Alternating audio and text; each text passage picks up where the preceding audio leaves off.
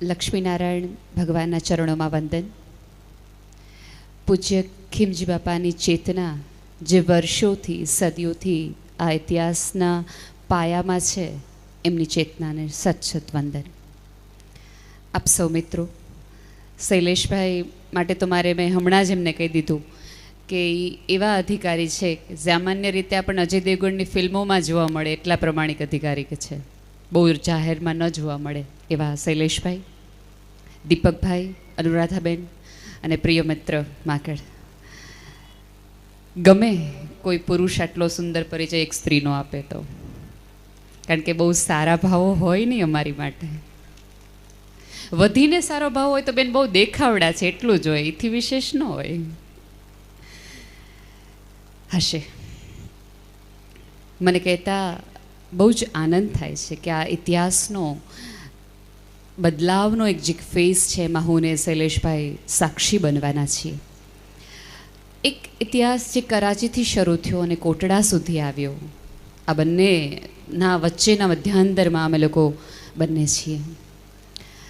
ગમે ક્યારેક કોઈક ઇતિહાસના રચયિતા હોય, કોઈ ઇતિહાસ બદલાવી શકનારા હોય, અને અમે બંને મિત્રો એના સાક્ષી છીએ કે જ્યારે આમથી આમ પ્રવાહ બદલાઈ રહ્યો છે ત્યારે અમે અહીંયા છીએ.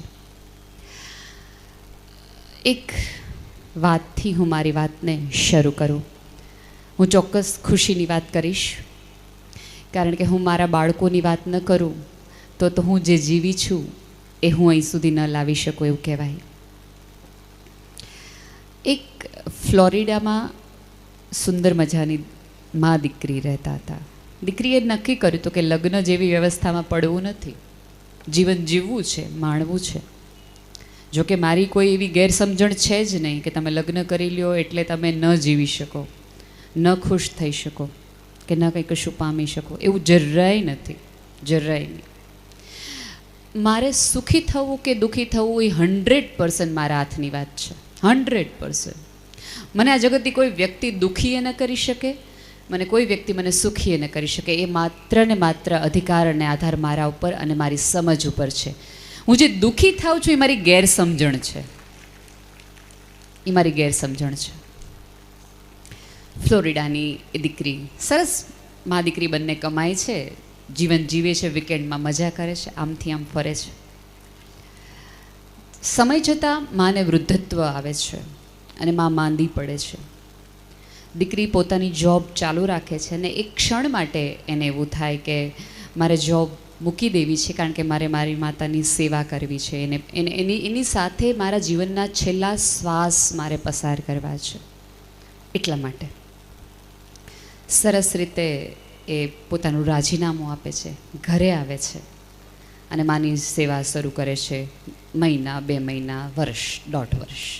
1.5 વર્ષમાં માતાની કથા પૂર્ણ થાય છે. 1.5 વર્ષમાં દીકરીને ધીમે ધીમે હવે એકલતાનો આભાસ થાય છે કે જે કારણ માટે એકલું રહેવાનું નક્કી કર્યું હતું એ કારણ તો હવે રહ્યું નથી. શું કરવું? એ દેશ છોડીને બહાર અજાણ્યા ગામમાં પ્રવેશ કરે છે. ત્યાં એ ફરીવાર નવેસરથી જીવન જીવવાની શરૂઆત કરે છે. પણ એ જોવે છે કે અહીંયા કોઈ ઓળખતું નથી, અહીંયા કોઈ સમજતું નથી અને અહીંયા કોઈ મારું પોતાનું નથી. ધીમે ધીમે ધીમે ધીમે એક સામાજિક મૂંઝવણ એની અંદર શરૂ થતી જાય છે. હમણાં જ હું દીપકભાઈને વાત કરતી હતી કે જીવન જીવવાની મજા તો છે ને પોતાનાની આજુબાજુ આવે, અજાણ્યા વચ્ચે તમને આનંદ જ ન આવે. તમે હસો ને કોઈ પ્રત્યાઘાત સામે મળતો જ ન હોય, કોઈ ઉત્સાહ જ ન મળતો હોય. મેં સરસ સાડી પહેરવાની મને મજા તો જ આવે કે 4 બહેનો મને ઓળખતી હોય ને એ મને એમ કે કોલીની કંઈ સાડી હતી, તો મને સુંદર સાડી પહેરવાની મજા આવે.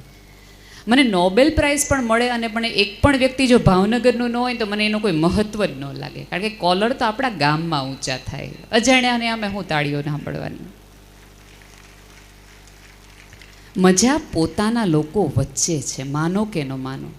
તમે અત્યારે કેટલા બધા લોકો કેટલા બધા ગામમાંથી આવ્યા છો, વિશ્વમાંથી આવ્યા છો. અનુરાધાબેન કહેતા હતા કે 10,000 લોકો આવ્યા છે. હાલાંકि 1100ની વસ્તી છે તોય 10,000 લોકો આવ્યા છે, કારણ કે તમને ઝંખના હતી પોતાના પણાની, એ આવકારની, એટલે તમે અહીંયા આવ્યા. તમને ઈચ્છા હતી કે કોઈક એવો ઓળખીતો અવાજ, કોઈક એવી ઓળખીતી આંખ, કોઈક ઓળખીતું સ્મિત તમને બોલાવે, ભણકારે, કે જેની તમે ભૂલાઈ ગયા છો, જે તમને એમ થાય છે કે આના વગર બધું જ અધૂરું છે. એવી વ્યક્તિ. ફ્લોરિડાની એ છોકરી આવા અજાણ્યા ગામમાં આવું બધું જાણીતું કશુંક શોધી રહી છે, મૂંઝાઈ રહી છે. જે ફ્લેટમાં રહે છે એમાં રહેવા આવ્યાને 2-2.5 મહિના થઈ ગયા, પણ કોઈ જ કોઈને ઓળખતું નથી. ધીમે ધીમે એનું રૂટીન શરૂ થાય છે. અને એક વખત રવિવારે સવારે ચર્ચની પ્રાર્થનાઓ એ ભેગા થાય છે, ત્યારે છોકરી એવું કહે છે કે મારા 100 રૂપિયા ખોવાઈ ગયા છે. અને પોતે વિહવળતા દાખવે છે કે મારા 100 રૂપિયા ખોવાઈ ગયા છે ને મને બહુ તકલીફ પડે છે, કારણ કે અત્યારે હું પૈસા વગરની છું. એટલે દરેક ત્યાં આવનારી સ્ત્રીઓ, દીકરીઓ, માતાઓ એની સામે જોવે છે અને કશું કહેતી નથી, એ જતી રહે છે. ઓલી છોકરીને થોડી પીડા થાય છે કે કોઈને અસર જ ન થઈ કે મારી 100 રૂપિયાની નોટ ખોવાઈ ગઈ. એ બહુ મૂંઝાતી પાછી આવે છે. અને સવારે ઉઠે છે તો એક બારણું ખખડાવીને એક આસ્થા નામની છોકરી આવીને એવું કહે છે કે તારી 100 રૂપિયાની નોટ મને ત્યાં ચર્ચમાં મળી હતી, તારી 100 રૂપિયાની નોટ. વળીને 2 કલાક થાય છે એટલે પ્રેમ નામની એક છોકરી આવીને એવું કહે છે કે તારી 100 રૂપિયાની નોટ તો તારા ટેબલ નીચે જ હતી, તું ભૂલી ગઈ હતી. એ છોકરી 100 રૂપિયાની નોટ લઈ લે છે. થોડી વાર થાય છે ત્યાં શ્રદ્ધા નામની એક છોકરી આવે છે અને એવું કહે છે કે તારી 100 રૂપિયાની નોટ તે દિવસે આપણે ત્યાં કોફી પીવા બેઠા હતા ને ત્યારે મેં જોયું કે ત્યાં પડી ગઈ હતી. એ છોકરી ફરીવાર 100ની નોટ લઈ લે છે. એક છેલ્લી વૃદ્ધ સ્ત્રી એની પાસે આવે છે, જેનું નામ જ માતૃત્વ હોય છે. એવું કહે છે કે બેટા તારી 100 રૂપિયાની નોટ છે. મને આજે જડીને ત્યારે મને એવો વિચાર આવ્યો કે તારી ખોવાઈ ગઈ હતી એટલે તારી જ હશે. હાલાકી એ છોકરીની કોઈ 100ની નોટ ખોવાણી નહોતી, કોઈ જ 100ની નોટ ખોવાણી નહોતી. એ ટ્રાય કરી કે છે કોઈ કે મારું ખોવાય ને કોઈ એનું ગોતીને એમ કે મારું પોતાનું દઈને આપે કે આ રે આ તારું છે. મિત્રો, આજે આ પાટીદાર સમાજે જે અહીંયા ભેગા થયા છે ને, કાં તો કોકની 100ની નોટ ખોઈ નાખો અને કાં પોતાની જડી ગયેલી એને આપી દો.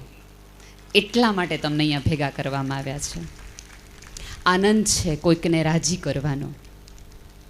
તમે તમારા જીવનના સુખની યાદી વિચારશો ને તો હું લેખિતમાં આપવા તૈયાર છું. આટલા બધા વચ્ચે 100% એવી જ યાદી હશે કે જ્યારે તમને કોઈકને તમે રાજી કર્યા હોય, ત્યારે તમને ઊંઘ આવે, ત્યારે તમને આનંદ આવે. તમે ઈચ્છો કે તમે કોઈક વ્યક્તિના સુખનું કારણ હો, જાણે અજાણે. એ સન્માન માન માટે કોઈ પણ ઓલા માટે હોય, એનો આનંદ જ એ હોય કે જે તમે કોઈકને સુખી કર્યા છે.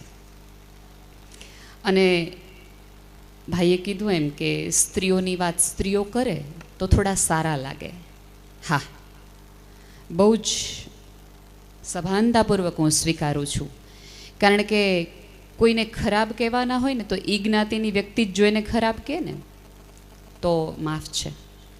કોઈ પુરુષ કોઈ સ્ત્રી માટે કંઈક ઓછું બોલે, સારું બોલે તો બંને પક્ષે એ ગુનેગાર ગણાય. એ તો પુરુષ છે એટલે કહે જ ને, એને શું ખબર કે સ્ત્રીની પીડા શું છે. પણ હું સ્ત્રી છું એટલે મને પીડા ખબર છે, મને દુઃખ ખબર છે, મને મૂંઝવણ ખબર છે, મને ગભરામણ ખબર છે. અજાણ્યા લોકો વચ્ચે જાણીતા થઈને રહેવાની તકલીફ શું છે મને ખબર છે. એ મને ખબર છે એટલે મને અધિકાર છે. 3 દિવસ પ્રોગ્રામ માટે બહાર નીકળું છું તો મારે 3 દિવસ ઘરની રસોઈની વ્યવસ્થા કરીને કામવાળીને પટાવવાની મને ખબર છે. એટલે મને અધિકાર છે સ્ત્રીઓ માટે કહેવાનો. પણ આપણે ત્યાં પ્રોબ્લેમ એ છે કે દરેક લોકો પાસે સ્ત્રીના ફરજોની યાદી તૈયાર રેડીમેડ છે. આટલું સ્ત્રીઓએ કરવાનું હોય, પણ આપણે બધાએ સ્ત્રીઓના અધિકારની યાદી ખોઈ નાખી છે, માનો કે ન માનો. અને સ્ત્રીઓ જે અધિકારોની યાદી લઈને બેસે છે અને ફરે છે ગામમાં સ્ત્રી સ્વતંત્રતાના નામે, એ સાવ ખોટી યાદી છે. એની એને જરૂર જ નથી. માય ચોઇસ નામનો વિડીયો આવ્યો ત્યારે મેં લગભગ મારી જાતથી લઈને કેટલી સ્ત્રીઓને પૂછ્યું હતું કે એકચ્યુઅલી તમને આ ફ્રીડમ જોઈએ છે?